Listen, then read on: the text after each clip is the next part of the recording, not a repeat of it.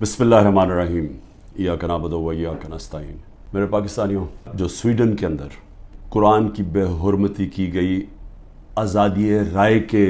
नाम के ऊपर, मैं चाहता हूँ कि एक ज़िंदा कौम जो कि अपने दीन से प्यार करती है और जो अल्लाह की किताब, वो हमारे दिलों में उसकी इज़्ज़त है, और अल्लाह के जो हमारे पैगंबर हैं नबी सल्लल्लाहु अलैहि वसल्लम, उनकी इज़्ज़त है। तो जब इस तरह की चीज़ होती है तो हम एक ज़िंदा कौम की तरह एक पुरअमन तरीके से ज़रूर बताएं, पैगाम पहुँचाएँ कि हमें इसकी तकलीफ़ हुई है। तो मैं आप सबको कहता हूँ, मैं सिर्फ तहरीक इंसाफ के लोगों को नहीं, कौम को कहता हूँ कि जुमे के बाद आपने सब ने जुमे की नमाज के बाद निकल के मुजाहरा करना है पुरअमन तरीके से। हमेशा पुरअमन रहो, क्योंकि हमारा मुल्क है, हम कोई नुकसान नहीं पहुँचाना चाहते,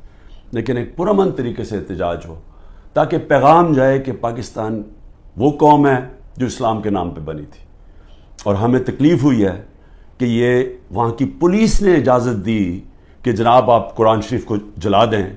और आज़ादी राय के मुताबिक आपको पता होना चाहिए कि पाकिस्तान की वजह से आज 15 मार्च दुनिया के अंदर एंटी इस्लामोफोबिक दिन बनाया जाता है। यानी जो इस्लाम के ख़िलाफ़ जो हरकतें होती हैं, मसलन नबी सल्लल्लाहु अलैहि वसल्लम की शान में गुस्ताखी होती है, और ये जान के जिस तरह ये कुरान शरीफ को जलाया गया,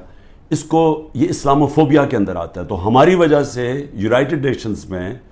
15 मार्च को इस एंटी इस्लामोफोबिया दिन बनाया जाता है। तो इसलिए हम सबको जुमे के बाद निकलना चाहिए और पुरअमन तरीके से एहतजाज करना चाहिए।